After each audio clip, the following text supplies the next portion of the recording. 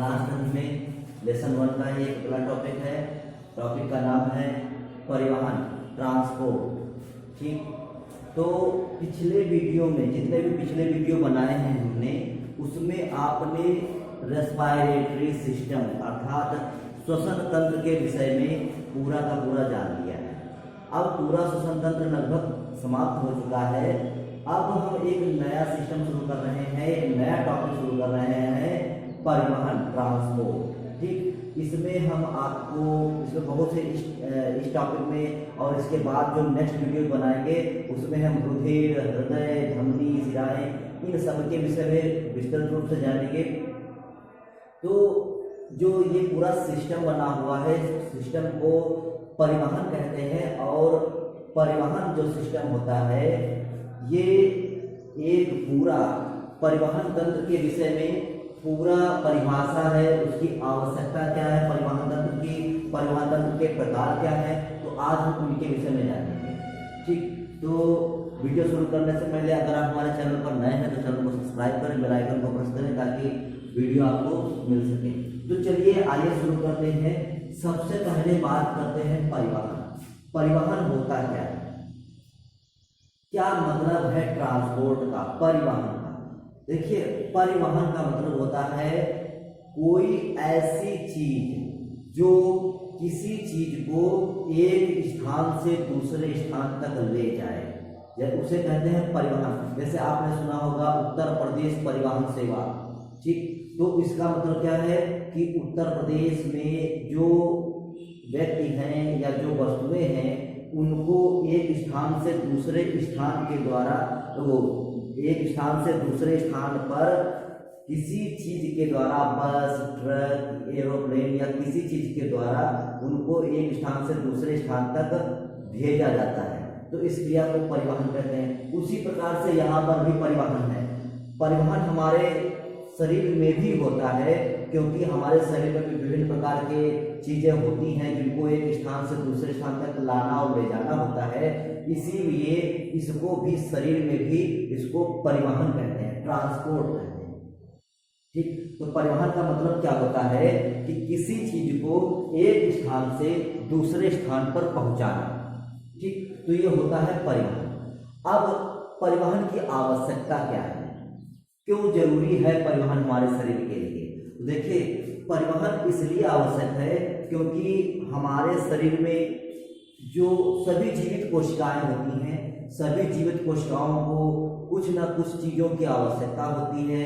जैसे ऑक्सीजन की आवश्यकता होती है, हम लोग भोजन खाते हैं तो भोजन में जो पोषक पदार्थ होते हैं, उन पोषक पदार्थों को भी कहाँ पहुंचाना होता है, कोशिकाओं तक पहुंचाना होता है। क्योंकि जब तक हम इन पोषक पदार्थों को, ऑक्सीजन को, इन अच्छे चीज़ों को कोशिकाओं तक पहुंचाएंगे नहीं, तब तक कोशिकाओं का पोषण नहीं हो पाएगा।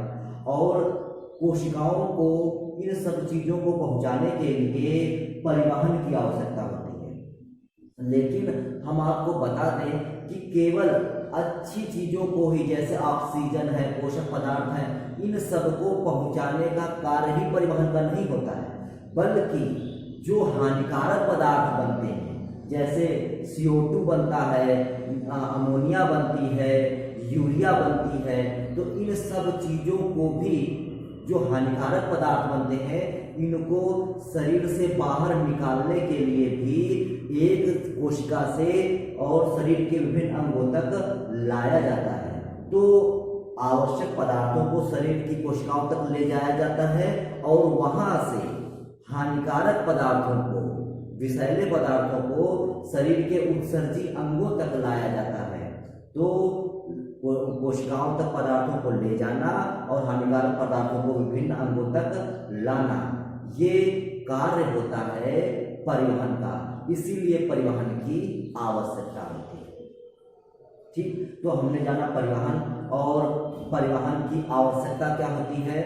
ठीक, अब हम जानेंगे परिवहन की परिभाषा। अगर आपसे पूछा जाए परिवहन क्या है, तो परिवहन की परिभाषा आप कॉपी पर क्या लिखेंगे, एग्जाम में क्या लिखेंगे, तो हम लिखेंगे वही चीज को छोटी सी परिभाषा के रूप में बना दिया गया। जैसा कि मैंने बताया कि जो भी हम चीजें लेते हैं, ऑक्सीजन है, पोषक पदार्थ हैं, उनको कोशिकाओं तक पहुंचा दिया। कोशिकाओं में जो भी खराब चीजें बनी, विषैली चीजें बनी, उनको शरीर के उत्सर्गी अंगों तक लाया गया। इस क्रिया को परिवहन कहते हैं। तो यही परिभाषा भी है इसकी। क्या है परिभाषा? देखिए परिवहन की कि ग्रहण किए गए पदार्थ, ग्रहण किए गए पदार्थ अर्थात जो पदार्थ हम ग्रहण करते हैं, जैसे ऑक्सीजन है, भोजन पचने के बाद जो पोषक पदार्थ है, तो इन सबको क्या कहते हैं? ग्रहण किए गए पदार्थ। तो ग्रहण किए गए पदार्थों को शरीर की प्रत्येक कोशिका तक पहुंचाना, शरीर की प्रत्येक कोशिका तक पहुंचाने तथा वहां पर बने, वहां पर उत्पन्न अतिरिक्त हानिकारक पदार्थों जैसे CO2, NH3, यूरिया, हानिकारक पदार्थों को निश्चित स्थान तक पहुंचाने की क्रिया को, निश्चित स्थान तक पहुंचाने की क्रिया को परिवहन कहते हैं। ठीक, जो हम लोग पदार्थ ग्रहण करते हैं उनको कोशिकाओं तक पहुंचा दिया, कोशिकाओं में जो हानिकारक विषैले पदार्थ बने उनको एक निश्चित स्थान तक अर्थात उत्सर्जी अंगों तक लाया गया। इस क्रिया को क्या कहते हैं? परिवहन कहते हैं। तो ये परिवहन की परिभाषा समझ में आ गई होगी। ठीक, अब परिवहन के प्रकार देखिए, परिवहन के प्रकार क्या होते हैं, कितने होते हैं? आखिर परिवहन के प्रकार हमें तीन ही क्यों बताए? तीन ही क्यों बनाए गए परिवहन के प्रकार, और क्यों नहीं बनाए गए परिवहन के प्रकार? ठीक, तो इसका एक ना एक बेस होता है, इसका आधार होता है। किसी भी चीज का जब प्रकार बनाया जाता है तो जब उनके काइंड्स बनाए जाते हैं तो उसका बेस भी बनाया जाता है कि आधार होता है उनका। तो परिवहन के जो प्रकार होते हैं, तो परिवहन के प्रकार होते हैं तीन। कितने होते हैं? नंबर 1, नंबर 2 और नंबर 3। तो पहला है जल परिवहन तंत्र। पहला कौन सा है? जल परिवहन तंत्र। दूसरा कौन सा है? लसिका परिवहन तंत्र। और तीसरा कौन सा है? रुधिर परिवहन तंत्र। लेकिन ये जो तीन तंत्र बनाए गए हैं, इसका आधार क्या था? तो देखिए, ऐसे कुछ जीव होते हैं जिनमें जल ही जल पाया जाता है, जैसे स्पंज है, स्टार फिश है, सितारा मछली जिसको बोलते हैं। ठीक, तो उसमें तो जल पाया जाता है, उसमें तो ब्लड कहाँ से आएगा? ठीक, तो उनका परिवहन तो जल के द्वारा हो गया। तो और किसी में लसिका पाई जाती है, तो किसी में रुधिर पाया जाता है। तो सब में अलग अलग प्रकार का तरल पदार्थ पाया जाता है, जैसा द्रव वैसा प्रकार। तो परिवहन तंत्र में बहने वाले द्रव के आधार पर, परिवहन तंत्र में बहने वाले द्रव के आधार पर, किसके आधार पर? परिवहन तंत्र में बहने वाले द्रव के आधार पर इनको तीन भागों में बांटा गया: जल परिवहन तंत्र, लसिका परिवहन तंत्र और रुधिर परिवहन तंत्र। जल परिवहन तंत्र, लसिका परिवहन तंत्र और रुधिर परिवहन तंत्र। अब जल परिवहन तंत्र क्या है? जैसे कुछ फाइलम के जंतु, जैसे फाइलम पोरीफेरा है, मतलब स्पंज, जिसमें स्पंज आते हैं। पिछले क्लास में आप 9th में पढ़े होंगे फाइलम वगैरह के विषय में। ठीक, तो बताया गया होगा आपको। तो उसमें स्पंज बताया गया होगा, फाइलम पोरीफेरा होता है। एक सीलेस्टेटा बताया होगा जिसमें हाइड्रा होता है। क्या होता है? हाइड्रा। सीलेस्टेटा में क्या होता है? जैसे हाइड्रा वगैरह आते हैं। और संग डायनोडर्मेटा, उसमें आती है स्टारफिश। क्या आता है? डायनोडर्मेटा का उदाहरण क्या है? स्टारफिश। और सीलेस्टेटा का उदाहरण हाइड्रा। और स्पंज, स्पंज किसका है? किस फाइलम का है? पोरीफेरा। ठीक, तो इस प्रकार से ये जितने भी जंतु होते हैं, जितने भी जंतु है, जैसे स्पंज है, हाइड्रा है, स्टारफिश है, तो इनमें क्या पाया जाता है? इनमें जल परिवहन तंत्र पाया जाता है। क्योंकि जो भी पोषक पदार्थ ये ग्रहण करते हैं और जो भी ये हानिकारक पदार्थ हम निकालते हैं, वो किस माध्यम से करते हैं? ये जल परिवहन तंत्र के द्वारा करते हैं। तो इतनी परिभाषा पर्याप्त है यहाँ पर हाई स्कूल में। ठीक, तो ये इनमें जल परिवहन तंत्र पाया जाता है। अब दूसरा आता है लसिका परिवहन तंत्र। ठीक, दूसरा कौन सा आता है? लसिका परिवहन तंत्र। ठीक, तो लसिका परिवहन तंत्र क्या होता है? तो लसिका परिवहन, पहले तो जानते हैं लसिका होता क्या है। ठीक, तो जो लसिका होती है, जो लसिका होती है, लसिका एक छना हुआ रुधिर है। क्या है? लसिका क्या होता है? अगर आपसे पूछा जाए लसिका क्या है, तो लसिका एक छना हुआ रुधिर होता है। ठीक, लसिका एक छना हुआ रुधिर होता है। और जो कशेरुकी जंतु होते हैं, जिसमें रीढ़ की हड्डी पाई जाती है, कौन से जंतु? कशेरुकी जंतु, जिसमें रीढ़ की हड्डी पाई जाती है। तो कशेरुकी जंतु क्या होते हैं? कशेरुकी जंतुओं में जो रुधिर होता है, जो रुधिर ऊतक होता है, जो रुधिर होता है वो ऊतक कोशिकाओं के सीधे संपर्क में नहीं होता। और ब्लड होता है जो, वो ऊतकों की कोशिकाओं के सीधे संपर्क में नहीं होता, क्योंकि हम लोग जानते हैं कि हमारे शरीर के अंदर जो ब्लड होता है वो धमनी और शिराओं में बहता है। ठीक, धमनी और शिराओं में बहता है, तो कोशिकाओं के सीधे संपर्क में नहीं होता। तो वही बात लिखी हुई है कि जो रुधिर होता है वो ऊतक के सीधे संपर्क में नहीं होता है, और वह कोशिकाओं से छनकर लसिका द्रव के रूप में, जो रुधिर होता है वो कोशिकाओं से छनकर, सेल्स से छनकर लसिका द्रव के रूप में कोशिकाओं के संपर्क में होता है। मतलब सीधा सीधा कहें कि लसिका एक छना हुआ रुधिर है। लसिका कैसा रुधिर है? छना हुआ रुधिर है।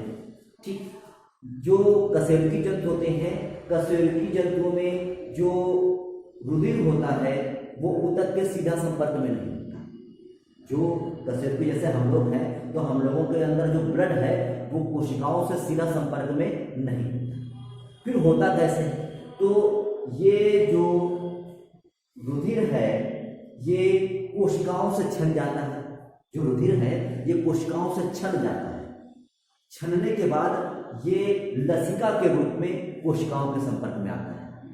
कोशिकाओं से छन गया, छनने के बाद ये क्या बन गया? अब लसिका बन गया। लसिका बनने के बाद अब किसके संपर्क में आ जाएगा? डायरेक्ट कोशिकाओं के संपर्क में सीधा आ जाता है। ठीक, तो ये होता है हमारा लसिका परिवहन तंत्र। ठीक, अब अगला जो आता है वो मोस्ट इंपॉर्टेंट टॉपिक आता है रुधिर परिवहन तंत्र। देखिए, जो तंत्र होता है, जो एक सिस्टम होता है, वो अकेला नहीं होता है। तंत्र का मतलब होता है कि उसके साथ बहुत से अंगों का समावेश होता है। बहुत से जब अंग मिलते हैं, जब कई अंग एक साथ मिलकर काम करते हैं, जब कई अंग एक साथ मिलकर काम करते हैं, तब उसको तंत्र बोलते हैं, सिस्टम बोलते हैं। तो तंत्र इसीलिए लिखा हुआ है। तंत्र का मतलब होता है जब कई अंग एक साथ मिलकर काम करें, तब उसे कहते हैं तंत्र। तो जो रुधिर परिवहन तंत्र होता है वो अकेला काम नहीं करता है, बल्कि रुधिर परिवहन तंत्र में कई अंग आते हैं, कई भाग होते हैं, जैसा कि रुधिर है, हृदय है, धमनी है, शिराएं हैं। तो ये सब मिलकर रुधिर परिवहन तंत्र बनाते हैं। मतलब कौन कौन चीजें रुधिर परिवहन तंत्र बनाते हैं?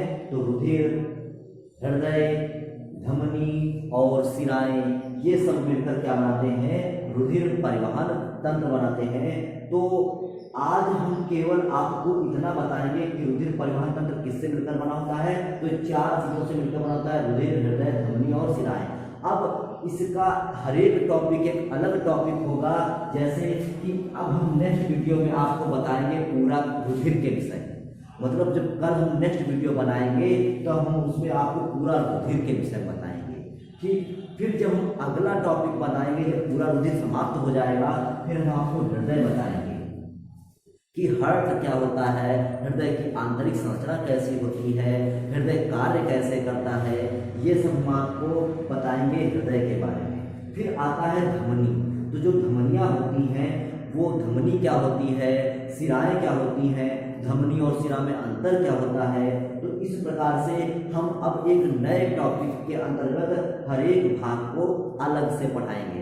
तो कल हम आपको रुधिर के विषय में पूरी जानकारी देंगे। आज के लिए बस केवल हम परिवहन के विषय में जाना है, और परिवहन तंत्र के प्रकार के विषय में जाना है, जल परिवहन तंत्र के विषय में जाना है थोड़ा सा, और लसिका परिवहन के विषय में थोड़ा सा जाना है।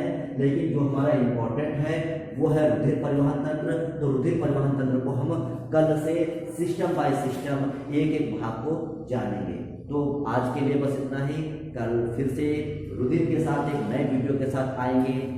Thank you.